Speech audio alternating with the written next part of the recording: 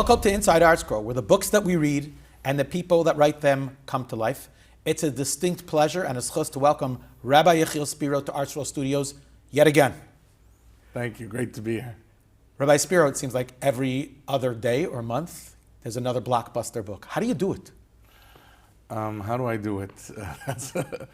I don't do much. People say to me, "How do you do that?"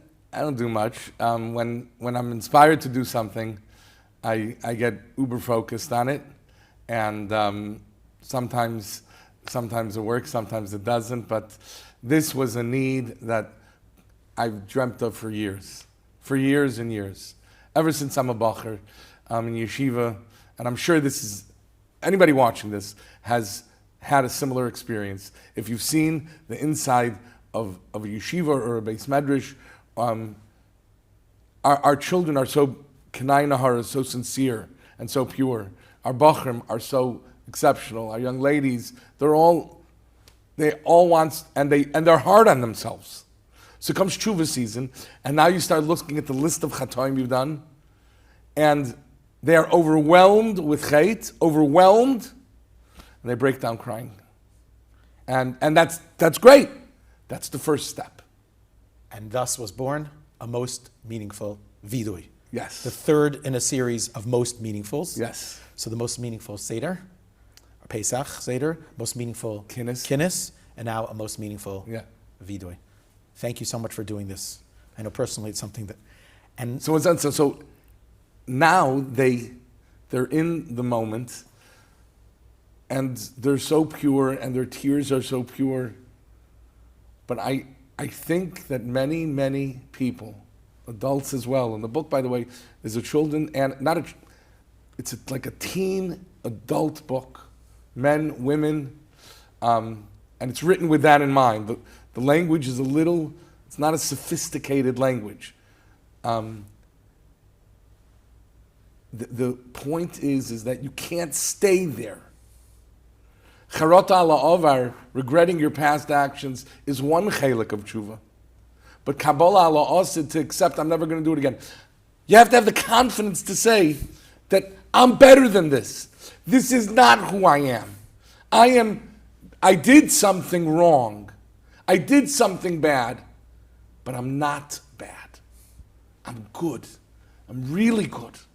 And because of that, I have the confidence to be able to accept upon myself that b'li neder, I'm not going to do it ever again. And that chelik of it, to stand up straight and to say, I can do this. Yeah, you're broken, but to also be able to look in the mirror and say, you're a good boy. You're a good girl. You're a good husband. You're a good father. You're a good mother. You're good. And that's the message of the book. It's the confidence to understand that the chait is not you. Yes, I want to mention, there's a moirdik idea from Reb Nachman. Reb Nachman writes that the word viduy, what does it mean? It means to confess. But viduy is associated with the word vadai. Vadai means you're certain about something, for sure. When you do an aveira, do it once, okay, it can be an aberration. You do it twice, 3 times. Hold on one second. Who am I? Am I who I think I am? Or maybe I'm not. And you start to doubt yourself. You start to doubt who you can become, who you're meant to be, where you're going in life, what madrega of ruchnius you can achieve. Vadai. When you confess you sin, you're saying, I am good. I know who I am. And with each confession, you separate yourself from the sin. And when you do that, you get a confidence of understanding that, I am who I thought I am. I am who I was last Ne'ilah. I've strayed. I've made mistakes, some years worse than others. But I am that person. And knowing who you are and rediscovering who you are is the greatest feeling in the world. I have a confession to make. I have a confession to make. A most meaningful confession. Yeah. As a kid, I dreaded Yom Kippur. I love Yom Kippur. I love it. I have a little bit of a fear, and I'm nervous about it, but I love it. I love just finally being able to get back to where I'm supposed to be, and to maybe I can be better, and maybe maybe I can look in the mirror and say, "You're a good boy." And there's something about that. The child in each of us, it's a very, very special thing.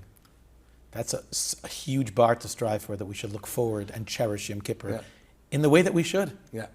It's a happy day, in essence. It's the happiest day. Yeah. Yom Simchas Libay, right? It's the happiest day. Yom Chatzunosai, Yom Simchas Libay is the day of Yom Kippur. People think that Yom Kippur is a sad day. Not at all. It's a happy, happy day. Rav Hutner writes that Teshivah, there's two sides of the coin. Everybody gets the first side right. The bechi, the crying, the brokenness. Turn the coin over, and the other side of the coin is the Ivdu es Hashem b'simcha element, which is even more so by tshuva. If you do tshuva and it's not mitayich simcha, it's not tshuva. Imagine a person, you're away from home, and then you're coming home. If you're not happy coming home, then you're not coming home. Then that's not home. You have to be happy. There's times when we missed home in yeshiva, you're in ArtScroll, you're in seminary, wherever you are, you're on a business trip, you miss home, you want to get home. Mm-hmm. If you're not happy coming home, you got to ask yourself, is that really home for me? As you're speaking, something that bothered me all the years just kind of jumped out at me. Why do we break up the al-chetz with al-kulam alakas lichas? We have the posture, we're in the zone, we're pounding our chest, and just when we're starting to really get into it, okay, pick yourself up, al-kulam alakas lichas, and everyone sings. And the tune, by the way, is very, at least in tells, it's comforting, it's soothing. So I want to tell you two things. First of all, let's focus on the second thing first. Okay. Second thing, you talk about the tune, because the tune is Ashamnu. Ashamnu. I'm not a musician. I think those are major notes. It's an uplifting song. What's everybody so happy about? And then even Va'al Kulam. There's different Va'al Kulams. I once heard a Majitza Va'al Kulam. I don't know 100%, but and somebody told me, and I have to ask A.B. Rottenberg this, somebody told me that A.B. Rottenberg's music is rooted a lot in Majits. Kalmbach for sure, but Majits also. A.B., please let me know, okay? But there's a Va'al Kulam. Na na na nam na na na nam V'al Kulam na na na. It sounds like Ilufinu, by the way. Ilufinu. Yeah, so that's a beautiful, uplifting, because it's meant to be uplifting. And that's the whole point.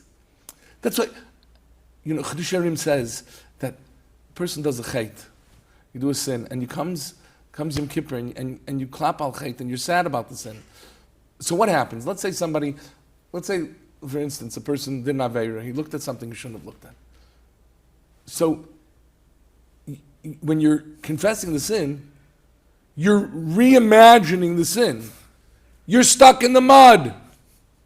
Get out of the mud. It's not meant, we're obviously supposed to think about it and contemplate it, but sometimes you have to get out of the mud. Don't stay stuck in the mud. Don't stay broken. Lift yourself up. It's time for the Kabbalah al-Asid. Why do we say Ashamnu together? Why don't we, like the al-chetz that we do ourselves, is there a point in singing it together and putting all the I-I-I's in the right spot? So I'll tell you what, it's spoken about a little bit in the book. Okay. But, I'm not the only one who did this? Oh, okay. You mean he also is bagadnu? Yeah. That's right. He's also bagadnu. And there's something very honest, and honesty is so essential to Viduy. If you can't be honest in Yom Kippur, then there's nothing to discuss. Every relationship's rooted in honesty. Parents with their children, spouses, business associates. If you're not honest, there's no relationship there. And kids, by the way, if any kid is watching this, you got to know this. From the Aleph base, you got to be honest. But it's so important to know that when you're honest, you got to be forthright. You got to be true to yourself. And you come forward, you step forward and you say, yes, I did this wrong. And when you know other people are in the same boat as you, it's comforting to know that you're not by yourself. Yeah, we're not by yourself, and we all need to work on it. You know what I find fascinating about Viduy, and I know that you discussed this extensively, like the Ashamnu's Aleph base, the Al-Chetz Aleph base. Is it so we can remember it, or there's a much deeper meaning here? The Sefer Yetzirah says that the Aleph base are not just letters, they're building blocks. We take ourselves down, and now it's time to build yourself up. And just as the Aleph base build letters, words are the bricks, the Sefer Yetzirah says, so you're building yourself back up. Each Aleph, each base, each Gimel, in a sequence, to make sure that the part that was taken down, the part that you broke yourself down, which must be done, now has to be built up again. And that's really the Teshuvah process. You drill down, find it where you are, see your lowest, and then you're like, okay, now we rebuild. Yeah. I think that's like the euphoria of like the end of Ne'ilah. It's just like, whoa, look where I was and look where I am. You feel so cleansed. Yeah. You feel so cleansed. Listen, Yom Kippur, we dance. We dance. After you hear that final shofar blast. By the way, just so you mentioned, you have to be true to yourself. We're talking about MS. The Voidoslav Magid says that MS is Gematria 441. If you start from the first Kia you hear in the beginning of Elul, and you count 440 blasts, number 441 is MS. The 441st blast of Ne'ilah is the moment where you're as true as you will ever be. And again, it's just a feeling. Could you imagine if we walked around with the feeling of being Yom Kippur all year long? Viduy is so psychologically true. When nobody ever said, this is so true, nobody ever woke up and said, so happy I did that Avera yesterday. Made me feel so good about myself. And nobody ever said, so upset I davened well this morning. So upset I learned that Seder. So upset that I was honest. Has anybody ever been honest and felt bad about it? No, you feel great. Yes. Even if it's painful. Mm-hmm. What do you think is the best way to use this practically? Because it's a 300-page Sefer, which has so many beautiful stories and takeaways, which is something I loved about the most recent Sefer. There's takeaways. Yeah. You can really summarize what you just read. But at the same time, it's kind of challenging to have 300-page Viduy when you're saying Viduy, not recommended probably to do a 2-hour Viduy. So what's the best way to utilize the Sefer till its fullest? Okay, so everything needs preparation. Mm-hmm. To go into Yom Kippur without any prep, you're really behind the 8 ball because you're it's not too late, but you're behind the 8 ball because you're going to look, b'neshech u'v'marbis. I mean, what? Usury, what is that? No, in other words, you need to really get a grasp and an understanding of what we're doing here and what we're saying. And the truth is that the Svarim say that a person should have like a little bit of a checklist. Now, you don't want to put that checklist up on the board because it's your private checklist. But you should check off, and you should make a list of the Averes that I think I need to work on. The Averes. And by the way, if it's not on the list, for instance, Bittul Torah is not on the list. That's very shocking. Right, it's shocking. You need, and there are addendums to our Viduy. The Chaya Adam and others have additions. There are going to be other parts of Viduy that are mentioned where whether it's a story or a vart or something to help explain those as well, of 1 or 2. And again, a person needs to make a list. So when you come in to Rosh Hashanah or to Yom Kippur, Rosh Hashanah we don't do Viduy, but you come into Yom Kippur, you're ready to go. Now listen, during Yom Kippur there is some downtime. There is some time where you can look at it and you say, maybe, you know what, which Aver do I want to focus on? Which 2 or 3 things do I think I can do better? And again, amazing stories, uplifting stories. I'm going to share one with you in a second. That really was one of the starter stories for this book. But and each Aveira a person does, when you understand it better, you can be more honest to Hashem, and you can be more sincere, and again, you'll come out feeling better. But I want to mention bagadnu. It's a story on bagadnu. How do you translate the word bagadnu? We were traitors. We were traitors to HaKadosh Baruch Hu, which is there's nothing worse than a traitor, right? Benedict Arnold. I mean, nothing worse, right? That's true. So we were traitors to Hashem. Now, also, I want to mention many of the Ashamnus are not necessarily what we've done, but what has happened to us because of what we've done, and the relationship that has changed now because of it. It goes in and out. All the way to the end where Hashem, you've just let go of us. Yeah. Which is the scariest thing. Yeah, terrible. So on bagadnu, the vart, if I'm not mistaken, that I write there is that bagadnu is rooted in the word beged.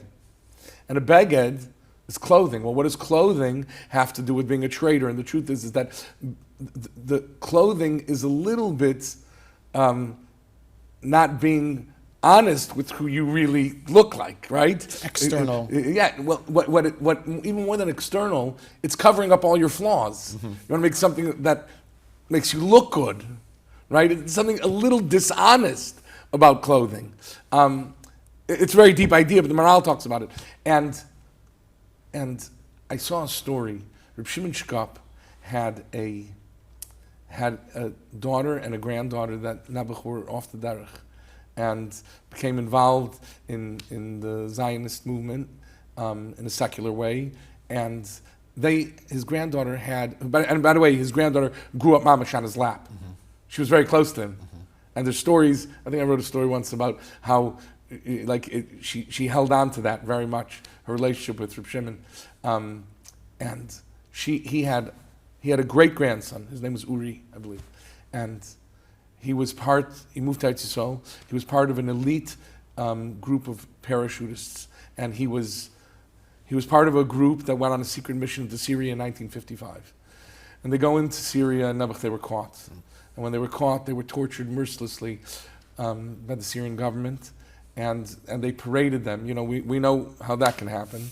And some of his friends were killed, and he tried to hold on, and they tried to break him publicly, and they wanted to embarrass and shame and disgrace the Israelis, and he wanted to let the world know that he had not broken, that he had not betrayed, and not given away secrets, and we can't even imagine the torture he went through. But when he was finally killed, they hanged him publicly. And they sent back his body to Israel. And when they sent it back to Eretz Yisrael, I believe it was Moshe Dayan, was given something that the Chevra Kadisha found.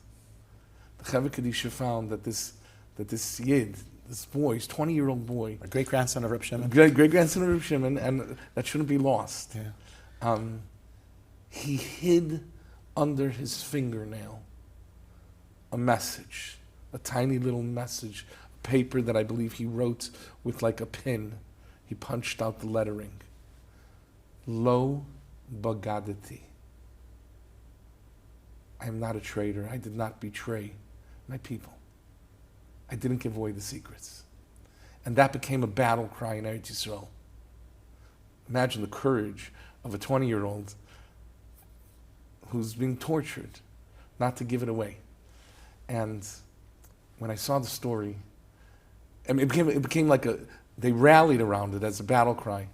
And I saw the story, I thought to myself, that Bishas Tahara, they discovered it by the Tahara. Here we are in Yom Kippur, Bishas Tahara. Ki bayam hazeh. Tahara. And to know that HaKadosh Baruch Hu, even though our actions have been that of bagadnu, we betrayed you, But we want you to know B'shas Tahara. B'shas, as we pound our chests, and as we cry and we lower ourselves before you, we want you to know that we will never do that. We will not betray you. Yes, our acts have been that of a traitor, and we're deeply ashamed because of that, and we cry because of that. But we also have the resolve to tell you, at our moment of purity, our moment of tahara, lo bagadnu, we will not betray you. Never betray you again. And that's the Kabbalah laws. And that's, now you're empowered. Now you say, I did a chait, but I'm not the chait. I'm not the chait. It's just the beged. And again, it doesn't say, I didn't check the ArtScroll translation, it doesn't say, if you're a tzaddik, say neshama shenasata b'torah. If you've done a lot of Aseres, then perhaps there's a different version. No. Neshama shenasata b'torah. The neshama is pure, it's rein, it's clean. And unfortunately, we sully it, we dirty it. But every day, HaKadosh Baruch Hu gives it back to us and it's clean again. And he'll continue to do that. He believes in us. And from the time you're a little boy, and this is written for younger and for older. Because you're training, by the time you become 13, now already you're not running around outside in shul. Now you're sitting through the long Yom Kippur day. And let's be honest, it's very hard for 13, 14-year-olds to sit. It's hard for 56-year-olds to sit too. And you sit down, and you're sitting there. You daven the Shemoneh Esrei. It's a little shorter than some of the long Shemoneh Esreis. Open it up. Think what can work on. By the way, Viduy works whenever, right? Nusach Svar does Ashamnu every single day, twice a day. And the Yud Gimel Midas. And the Yud Gimel like Midas. the other beautiful sefer that you put out. Yeah. It's us Nusach Ashkenaz people that push it aside a whole year. We only come back. That's right. During El. Fantastic. I've noticed that we say the Al Chet twice, right? We say it in our Shtilah Shemoneh Esrei, in our sound, and our Ashamnu as well. And then we come back again, and we do it in the Chazaras Hashatz. Do we need 2 Viduys in order to get it right? Do we need 10 Viduys to get it right? Do we need 10? We probably do. Also, we need, think of it this way. And by the way, I want to mention something that is so novel. In the book, there's different ideas and suggestions brought by Gedolim, by the Stipler, by Rabbi Yafi, by all the Bali Musa throughout the generation. How, different ideas. Don't confess the same sin over and over a whole Yom Kippur. He says, this is beautiful. Based on the time of day that you're confessing, what Aseres do I do Shachris time? Shachris, you can confess that you woke up late for Shachris or you mizman Kriya Shema. At night, we do other Aseres. During the afternoon, some other Aseres. Break it up. You're not meant to overload yourself with endless prattling. I can't even get the word right. Endless prattling, where it becomes like you're saying 200. I mean, you can't have concentration in that. Pick and choose the ones that you really want to focus on. Obviously, there's a nusach that we follow, but focus, and when you're articulating them, and you should say them out loud to yourself, what you've done wrong. And when you're confessing, think of it this way. You're building yourself. And your confessions the first night are naturally very, very, very sad and difficult and hard, and you're broken. As the day goes on, keep on committing to the resolve that you're going to be better, and I'm going to do this, and I know I can do it, and your confidence builds throughout the day. So we got to do it over and over. And I love the fact what you're saying, that you can highlight by the book, obviously by the book, and then take a highlighter or something and check off the things that are meaningful for you. Maybe by Shachris, you're going to focus on this particular aspect of it, and then by Mincha you'll be a little bit later in the Sefer, and then by Ne'ilah you're somewhere else. But it's overwhelming to look at a 300-page book about your Aseres, even though it's a positive Sefer, But in bite-sized pieces, okay. You know what? This is something that's very relevant to me. I want to think about that. Yeah. I know personally, like one of the things that touches me a lot is stories. Touched by a story, right? And imagine that you make a little mark in your machzor. You make one word thing in pencil. Bagadnu story. Yeah, yeah. And then before you say the word bagadnu, just think for a moment. Yeah, yeah. Then it becomes a transformative type of viduy. And again, it's so important to know, like, do I, dibanu daifi. First of all, dibur is all over the place. There's so many. It's disproportionate. Yes, but if you think about our Aseres, it's very proportionate. Okay. In other words, we do so many Aseres with our dibur. mouths and with dibur. But the stories that are in there are not. Let me tell you a story about somebody who spoke terrible Lashon Hara. No. Let me tell you a story about a person that was careful about Lashon Hara. There are stories of those who fell and the devastation that happened from it. But let me tell you a story about somebody who did the opposite. Somebody who was careful about Lashon Hara, and so on and so forth. So you can create that picture while I want to go away from this. This is what I want to be. Yes. Something to aspire to, yeah. Rabbi Spero, the greatest gift that Klal Yisrael has, Hashem gave us, is Teshivah. And this book is a gift to us. And it's an opportunity for us to take Teshivah, help to break us down, but then to build us up again. Yeah. Thank you so much for the gift.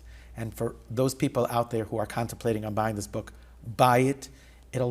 It's a game changer. And by the time you finish Ne'ilah and you're saying Hashem Elohim, you'll be so glad you bought this book, because it'll be a different Yom Kippur. A Yom Kippur that Amit Hashem will bring you to the next year's Rosh Hashanah. Thank you, Rabbi Spero. Thank you so It's much. always a chus to talk to you. Thank you.